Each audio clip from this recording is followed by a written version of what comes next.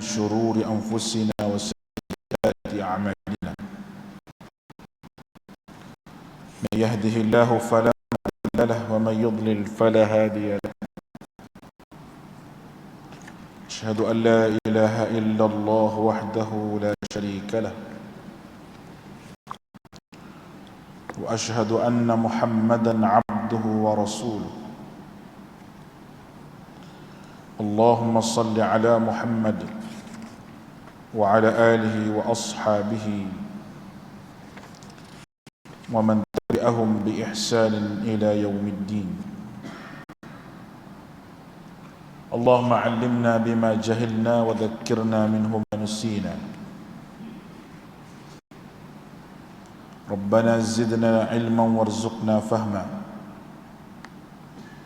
اللهم أنت السهل إلا ما جعلته سهلا، وأنت تجعل الحزن إذا شئت سهلا. ربي يسر ولا تعسر وبتمم بالخير.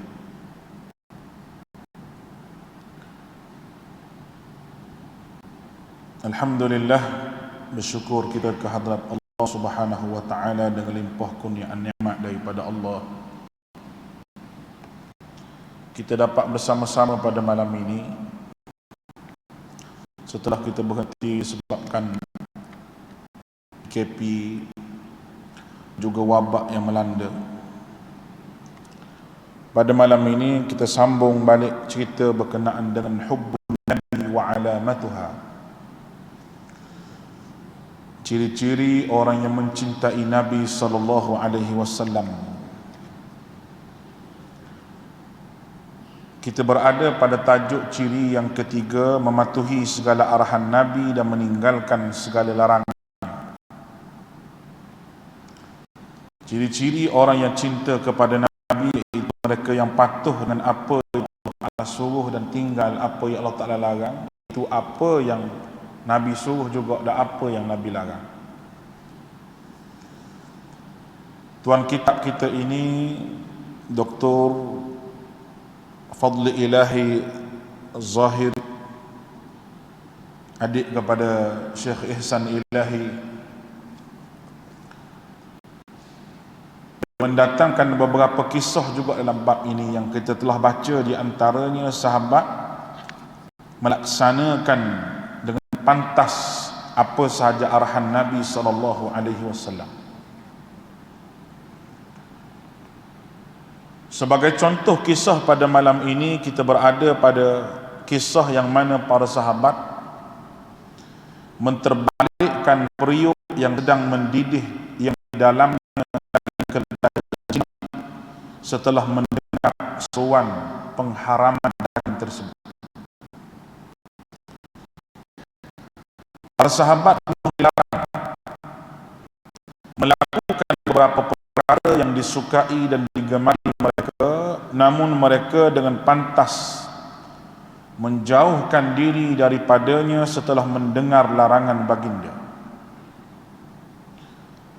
Kisah ini diriwayatkan oleh Al-Imam Al-Bukhari daripada Anas bin Malik radhiyallahu anhu bahawa Nabi sallallahu alaihi wasallam didatangi seseorang lalu berkata, ada beberapa orang telah makan daging kedai. Baginda diam tanpa respon, tanpa memberi balasan.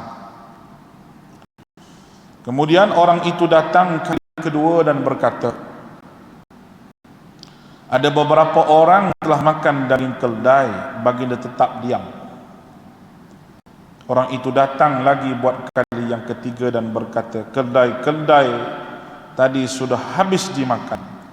Lalu baginda Nabi SAW mengarahkan seseorang untuk mengumumkan kepada orang ramai, sesungguhnya Allah melarang kalian memakan daging keldai yang jinak, serta merta mereka menterbalikkan periuk-periuk mereka padahal makan daging di dalamnya sedang mendidih hampir masak. Pecinta sejati Nabi SAW dalam kalangan sahabat tidak terfikir untuk mencari helah daripada pengharaman tersebut. mungkin, dia kata. Dan mereka sangat arif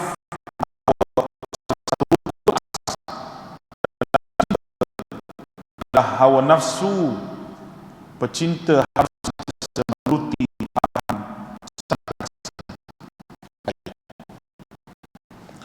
cerita yang mana sahabat terus menterbalikkan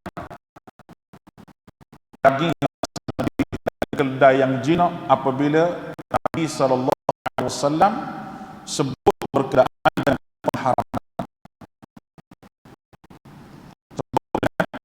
pengharaman. Ini bermakna apa yang boleh kita faham bahawa sahabat Nabi SAW ini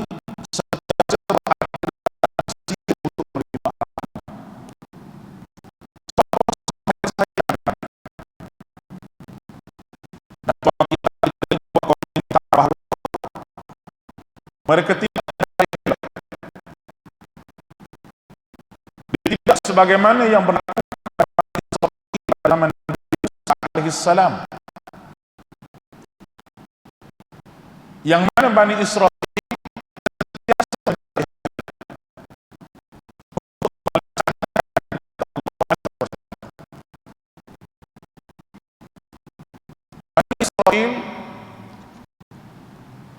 sekali mencari helak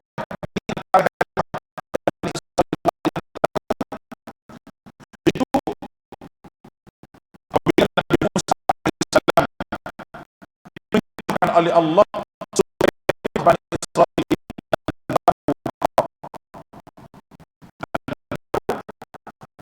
sembelih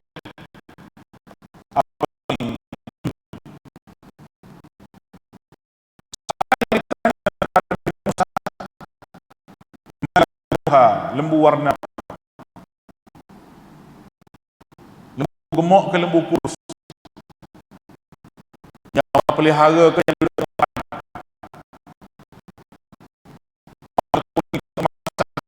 macam mana. Dia sengaja dengan tujuan supaya tidak ada lagi macam kita kata payah sangat, kita kata berhenti tak payah carilah. Dia nak suruh bunyi lagu tu sebab kita cari tak jumpa. Bila kita cari ni tak jumpa, tak jumpa, tu hellah. Adapun kita generasi awal sebagai sahabat, mereka tidak sama sekali Nabi SAW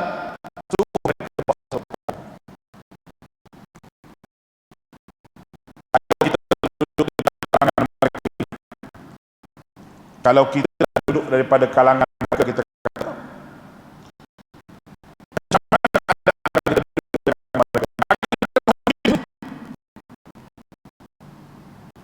daging tengah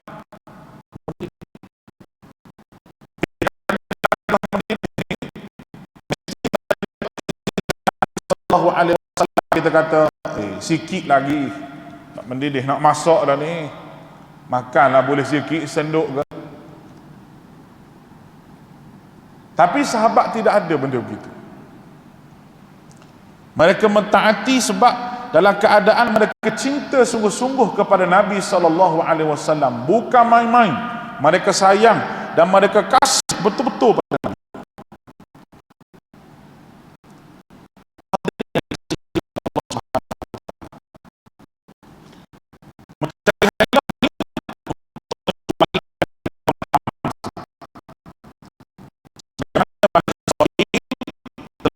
Mencari help untuk tidak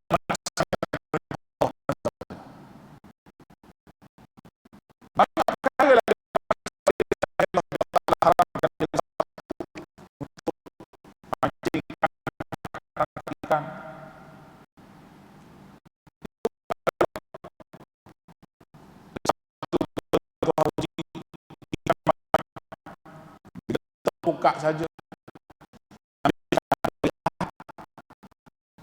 Ada hari Ahad, tangkap hari Sabtu. Sedangkan tak boleh. Hari Sabtu tu hari ibadah dia. Kita, Nabi Muhammad SAW, dia tak minta dengan Allah Ta'ala. Selepas daripada Allah Ta'ala beri arahan, Nabi terima tu. Katanya, kalau ikut riwayatnya, bila Allah Ta'ala mula-mulalah Bani Israel hari Jumaat juga macam kita lah. Tapi dia banyak helah sangat. Dia suruh minta hari Sabtu. Bila dia minta maknanya ada problem. Minta maknanya ada problem. Kenapa dia tak terus menerima? Nabi Musa terima. Bukan Nabi Musa dia ikut sangat, kaum dia tidak. Orang panggil cara berdakwah. Bila tetap innama ju'ila sabtu, Allah Ta'ala jadikan hari Sabtu tu untuk mereka, pun mereka buat helah juga. Allahu Akbar. Jadi sifat sahabat Nabi ni tidak ada benda itu. Dia tidak akan buat helah di atas apa sahaja arahan Allah Ta'ala. Baik, kita tengok kisah satu lagi. Jalan-jalan Madinah dibanjiri arak ketika pengharamannya diumumkan. Jalan-jalan Madinah dibanjiri arak ketika pengharamannya diumumkan. Pecinta Nabi tidak hanya menjauhi perkara-perkara larangan yang disukai mereka sahaja, tetapi mereka juga meninggalkan beberapa perkara yang telah menjadi kebiasaan mereka sejak bertahun-tahun. Bahkan perkara itu warisan turun-temurun daripada nenek moyang mereka. Mereka tidak menjadikan adat dan kebiasaan sebagai hujjah untuk melanggar perintah Rasulullah sallallahu alaihi wasallam, seperti mana dilakukan kebanyakan umat Islam sekarang. Antara bukti dan kisah diriwayatkan oleh Al-Imam Bukhari daripada Anas bin Malik. Beliau berkata, aku pernah menjadi penghidang minuman untuk orang ramai di rumah Abu Talha. Arak mereka diperbuat daripada buah kurma mentah. Suatu hari Rasulullah sallallahu alaihi wasallam mengarahkan seseorang untuk mengumumkan minuman arak telah diharamkan. Kata Anas, lalu Abu Talha berkata kepadaku, keluar dan curahkan arak itu. Aku pun keluar dan mencurahkannya sehingga mengalir di jalan-jalan kota Madinah. Semua pecinta Nabi sejati, baginda menumpahkan arak di jalan Madinah sebagai tanda melaksanakan perintah Rasulullah SAW. Al-Hafiz Ibn Hajar mengulas fenomena ini dengan berkata, ini menunjukkan seorang demi seorang orang Islam memiliki arak mencurahkannya sehingga mengalir di jalan-jalan mereka kerana terlampau banyaknya. Semuanya ini tanpa sebarang daulat dalih, ragu-ragu atau pertanyaan lanjut. Al-Imam Bukhari juga meriwayatkan daripada Anas bin Malik, beliau berkata, ketika aku menuangkan arak kepada Abu Talha, si fulan dan si fulan, tiba-tiba datang seorang lelaki lalu berkata, adakah berita telah sampai kepada kalian semua? Mereka bertanya, berita apa? Jawab lelaki tadi, arak telah diharamkan. Lantas mereka berkata, curahkan isi bekas ini. Wahai Anas, kata Anas, mereka langsung tidak bertanya, mahu pun meminta kepastian sama ada betul ataupun tidak. Inilah penyerahan diri yang mutlak dan ketaatan yang sempurna. Keadaan mereka ini sebagaimana firman Allah Subhanahu wa taala, innama kana qaulal mu'minina idza du'u ila Allah wa rasulihi liyahkuma bainahum an taqulu sami'na wa ata'na wa ulaika humul muflihun. Surah An-Nur ayat 51 yang bermaksud, sesungguhnya perkataan yang diucapkan oleh orang-orang yang beriman ketika mereka diajak kepada kitab Allah dan sunnah Rasulnya supaya menjadi hakim memutuskan sesuatu di antara mereka, hanyalah dengan berkata, kami dengar dan kami taat, dan mereka itulah orang-orang yang memperoleh kejayaan. Ini cerita yang agak menarik. Rupa-rupanya arak ni diharamkan di Madinah. Maka masa Nabi duduk di Mekah tu, dalam tempoh Nabi berdakwah di Mekah tu, kata ulama tafsir kalau dia sebut berkenaan dengan arak dalam Quran ni,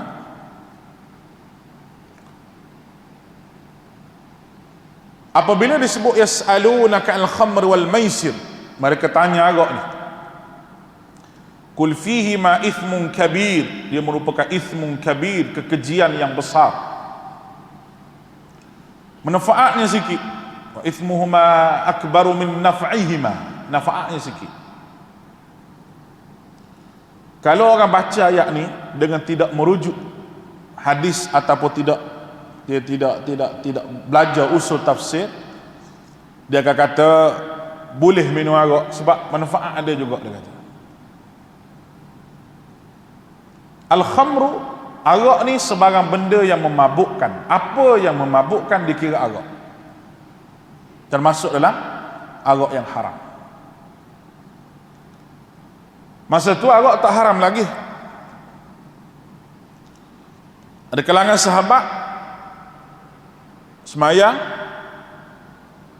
oleh kerana otak ni pening, tak jumpa cari punca semayang. Tu ayat wala taqrabus salah wa antum sukara. Jangan kamu sembahyang kalau kamu mabuk. Orang yang tak faham, dia baca ayat ni juga, dia kata boleh juga minum arak tapi masa sembahyang je tak boleh. Kerana ayat ini ada ayat yang menghazafkan dia, iaitu innamal hamru khamru wal maisir wal ansab wal ajlam rijsum min amali syaitan fajtanibuh. Sesungguhnya arak, tenung nasib sembah berhala, judi tenung nasib sembah berhala, rijsun merupakan najis dan dosa, min amali syaitan, daripada amal syaitan, daripada amal syaitan. Fajtanibuh, kamu kena jauhi. Bila turunnya ayat berkaitan dengan pengharaman arak, nescaya para sahabat sebagaimana yang kita baca ni, mereka tuang arak, mereka curah arak, mereka buang sampai banjir mengalir arak itu di sekitar jalan-jalan di Madinah. Maknanya apa di sini? Maknanya para sahabat ini bila satu perkara yang haram, mereka segera buat.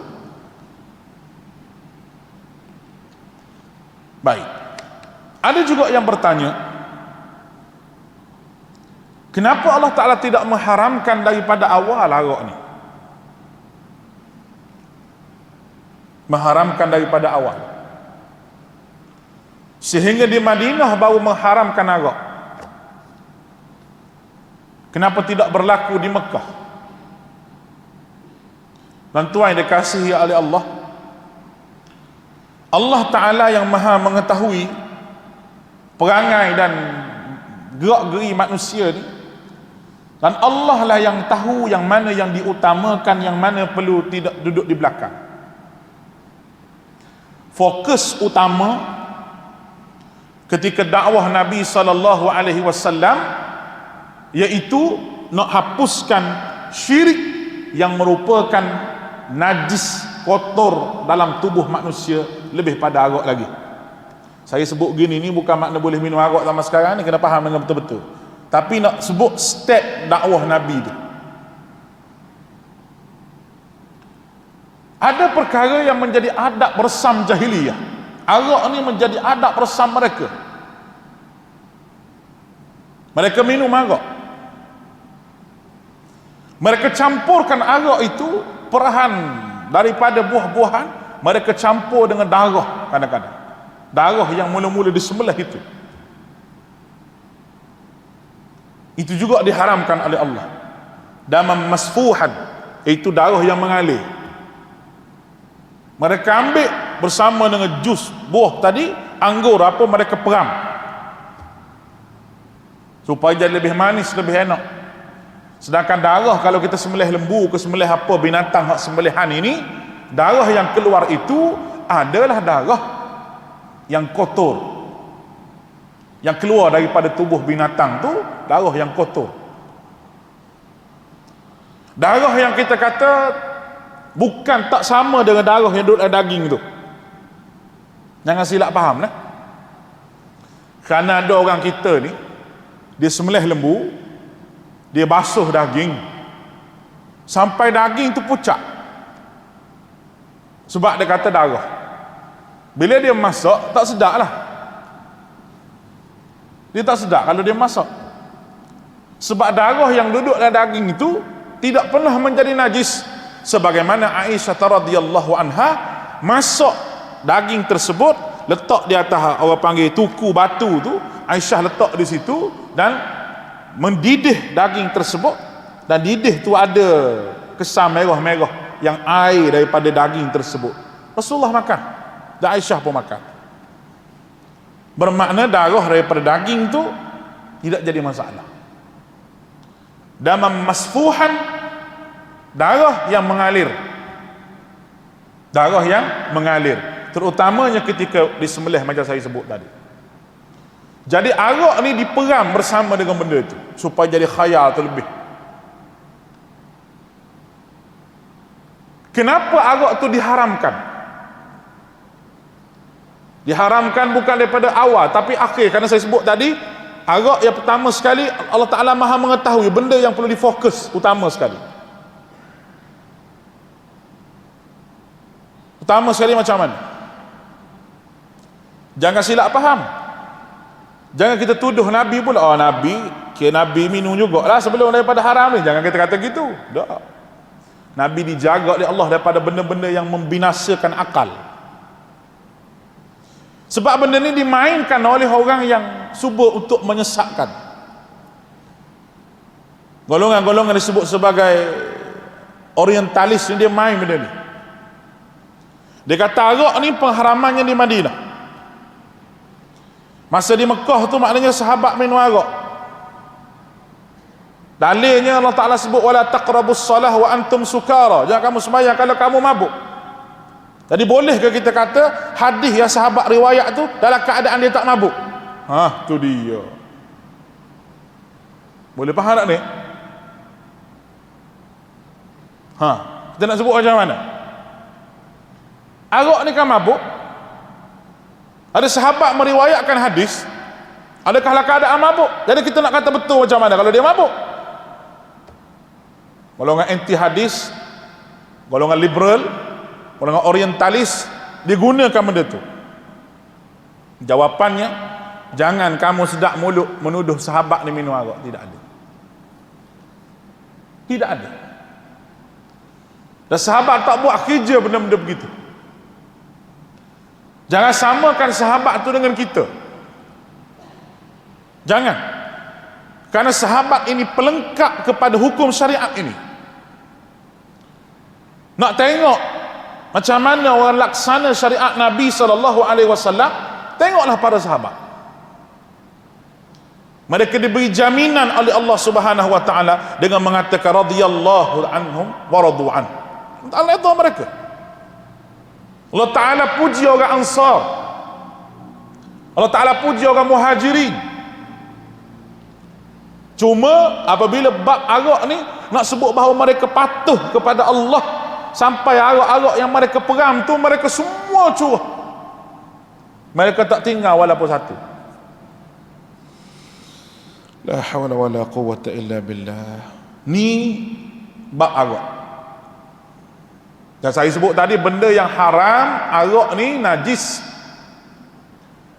Bukan najis kalau kita ambil pegang apa kena samak, tidak, bukan najis itu. Najis perbuatan. Najis perbuatan. Bukan makna kena kaki kita tak boleh makan. Bukan gitu. Sebab tu kalau kita tengok pendapat Dr. Sukhardawi dalam bab masakan yang diletak arak sedikit dalam masakan tersebut yang tidak memabukkan. Orang tanya Dr. Sukhardawi tu, kalau tengok Dr. Sukhardawi ni, dia pernah duduk di Eropah nak Amerika lah tak? Ada restoran-restoran, hotel-hotel besar yang menghidangkan daging lembu tapi masak tu dengan wine kau orang panggil dah, peram dia dengan arak macam, tapi dia tidak memabukkan. Apa kata Dr. Sukhardawi? Dia bahas di atas dua benda. Dia panggil istihalah dan istihlak. Istihalah dengan istihlak ni tidak dibahas dalam mazhab Syafi'i. Kalau orang berpegang betul-betul mazhab Syafi'i, dia dengar hak saya malam ni, dia marahlah. Tapi jangan kata hak saya ni pendapat Wahabi. Ni bukan Wahabi ni. Ini adalah mazhab Hanafi sebut. Mazhab Hanafi dia bahas dua benda. Istihalah, maknanya benda yang haram pada peringkat awal tapi jadi halal. Contohnya cuka itulah. Tuan-tuan kalau pergi kedai Arab ke kedai jual makanan Arab ni, dia ada jual cuka kurma, betul tak? Cuka delima. Cuka-cuka ni sebelum jadi cuka tu jadi arak dulu. Masa tu haram. Masa jadi arak tu haram kerana dia memabukkan. Nanti kita sebut sebab apa arak ni haram berkaitan dengan akal kita sebut lepas ni. Arak ni jadi arak dulu, lepas tu jadi cuka. Bila jadi cuka tu boleh makan, maknanya benda tu telah istihalah. Istihalah telah bertukar daripada halal kepada haram, mula-mula halal, lepas tu haram, balik jadi halal balik. Yang kedua istihlah. Istihlah mana tenggelam. Tenggelam dia punya mabuk tadi, tak ada mabuk dah. Mabuk tu tak ada dah. Boleh faham ni? Mabuk tu tak ada lah. Kalau nak suruh faham lagi, selalu saya buat contoh. Tuan-tuan biasa pergi petani tak? Tuan-tuan lalu ikut tepi pantai dia, tuan-tuan nampak petok sawah macam petok kita ni lah. Tapi bukan orang tanam padi tu, orang buat garam. Masyhur zaman dulu, orang buat mari dengan kapal berlabuh di petani, buat naik garam di Cendering. Keropok Terengganu tu kalau tak bubuh garam daripada petani, dia tak jadi keropok Terengganu. Sebab garam di petani ni dia masing tapi dia lemok.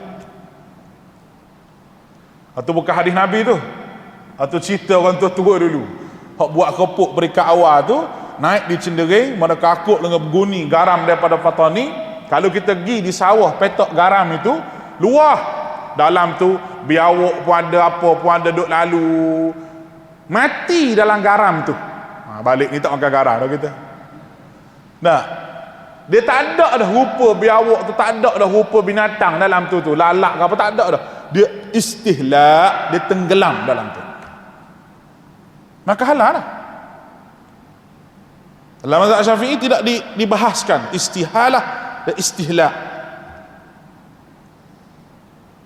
Timbul persoalan, orang tanya dia. Orang kita ngaji fiqh sikit malam ni, nah. Macam mana daging khinzir tu kalau orang boleh buat menghilangkan kuman yang ada dalam itu? Teknologi canggih, tak? Allah Subhanahu Wa Taala ni dia buat satu benda, dia tahu takdir Allah Ta'ala ni. Saintis punya kaji sampai ke sekarang ni, dia tidak boleh lagi mematikan kuman ataupun ulat yang ada pada daging babi tersebut. Tak sedut lawan lah kuasa Allah Ta'ala, tak boleh lawan.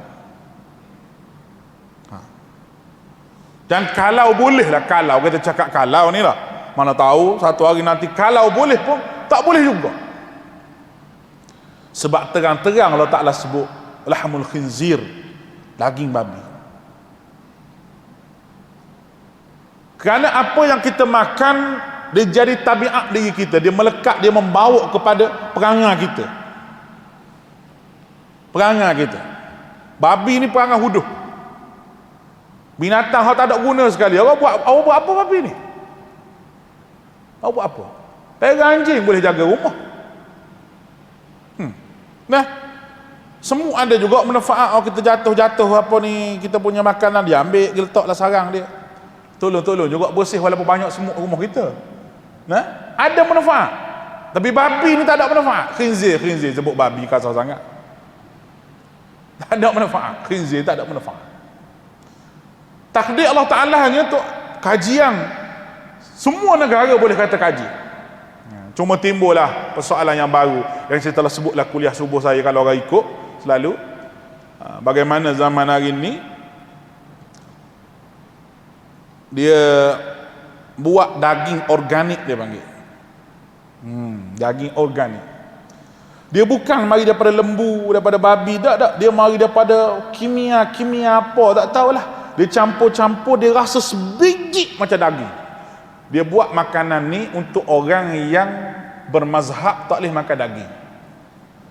Kalau pokok Hindu dia tak boleh makan daging ni, lagi lembu apa dia tak boleh makan. Sebab dia pendapat dia begitu. Rugilah dia. Nampak ni? Dia pun buatlah daging ni untuk makan. Buat daging. Dia nak tipu Tuhan dia juga sebenarnya tu. Jadi daging lembu tu tak ada masalah lah. Alah, macam tuan-tuan beli nugget tu lah. Nugget tu. Nugget tu kalau ayam betul dia mahal. Kalau hak murah-murah ni dia tak buat dengan tu, dia buat dengan sistem ni lah. Dia campur dalam tu supaya rasa ayam. Dia buat macam mana saya pun tak tahu. Tu ayam, hak ni khinzir ni. Bukan mari pada khinzir, bukan mari pada apa, tapi dia campur rasa khinzir. Lagu mana dia tak tahu, saya pun tak ajar rasa. Nampak ni? Tak ajar makan lagi. Memang tak makan lah. Sebab haram. Macam cerita Hamka lah. Hamka naik kereta api tu dengan Tok Sami tu. Dia kata ke Hamka, kata Tok Sami tu, dia kata awak ni rugi, daging khinzir ni sedap. Awak tak makan, awak telah kufur dengan nikmat Allah Ta'ala. Nikmat Tuhan bagi gini dia syarah ke Hamka. Awak tak makan lagi kata. Sebab tu awak tak rasa sedap. Kalau awak makan, awak nak hari-hari. Sebab sedap. Turun tangga kereta api, Hamka peluk bahu dia. Hamka kata, King Salam bini di rumah. Dia kata, saya mana boleh berkahwin. Dia kata gitu. Saya Tok Sami, dia kata awak tak try lagi berkahwin, cuba berkahwin. Kalau awak berkahwin awak rasa sedap, 3-4 boleh awak berkahwin. Kena dia. Hamka jawab gitu, dia tak jawab dengan hujah. Nampak ni? Hamka jawab gitu, jawab dengan hujah. Tuan-tuan dikasihi Allah, haram tak boleh makan kita.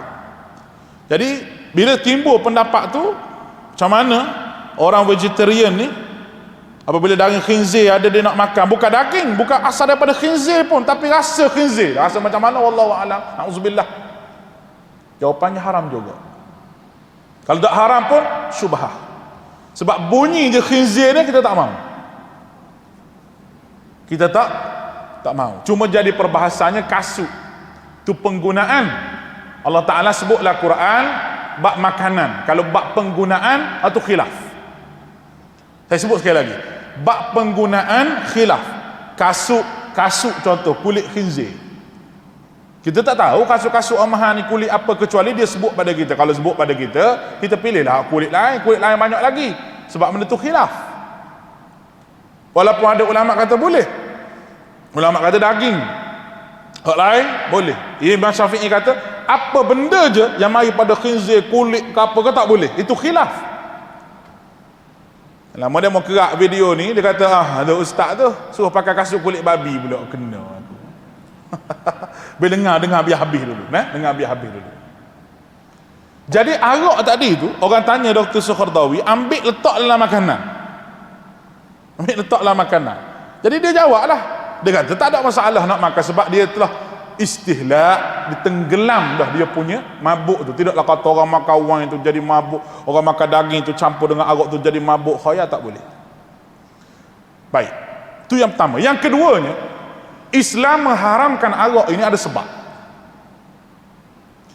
Sebabnya dalam perkara agama ni ada beberapa perkara yang dijaga oleh agama.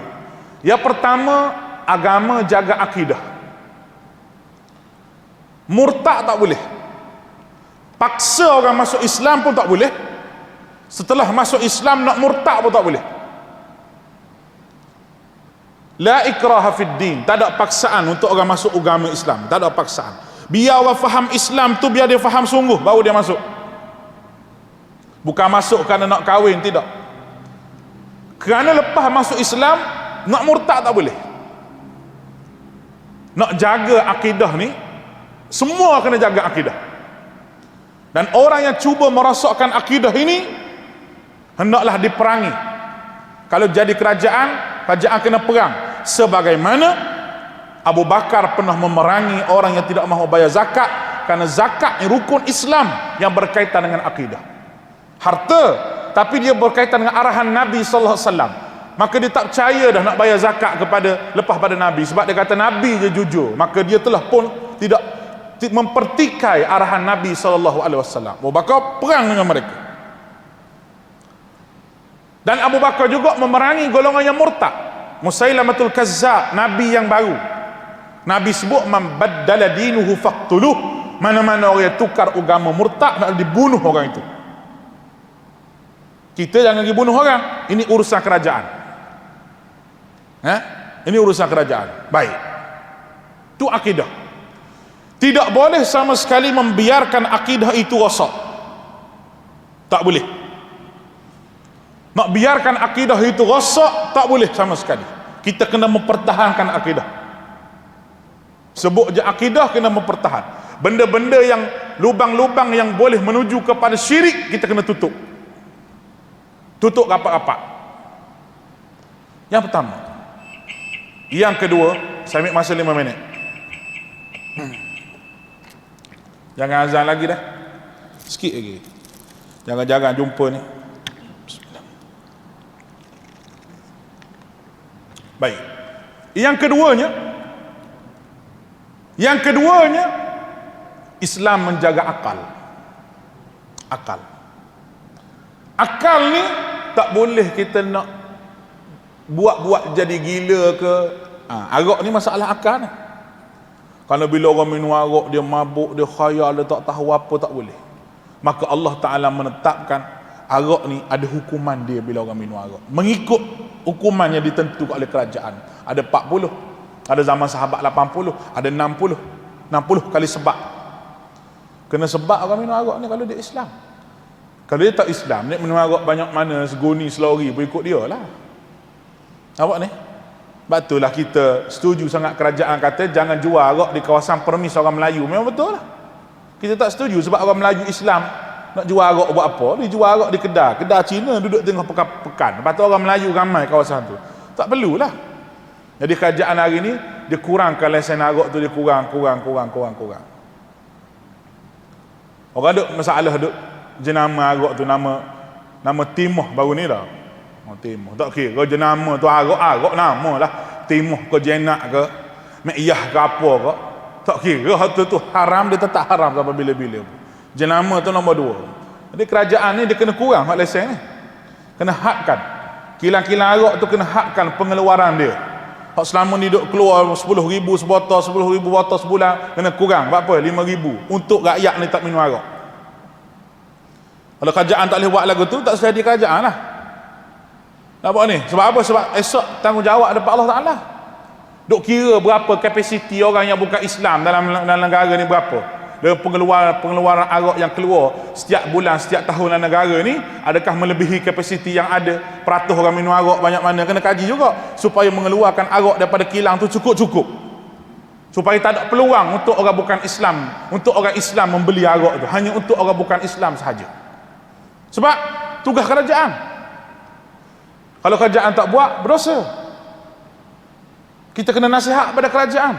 Ni kita ni nasihat pada kerajaan ni. Mudah-mudahan kerajaan dengar. Kalau tak dengar juga, kata nasihat tak dengar, macam-macam perkara nasihat tak dengar. Mudah je, pilihan raya, undi orang lain. Bukan payah. Negara demokrasi tak payah berperang. Ke macam mana tuan-tuan? Setakat tu jadi lagu lain pula. Jadi, kalau kita tengok di sini, lah sekali kesimpulannya, memang sahabat menyerah mutlak kepada Allah Subhanahu wa taala dan kepada Nabi sallallahu alaihi wasallam.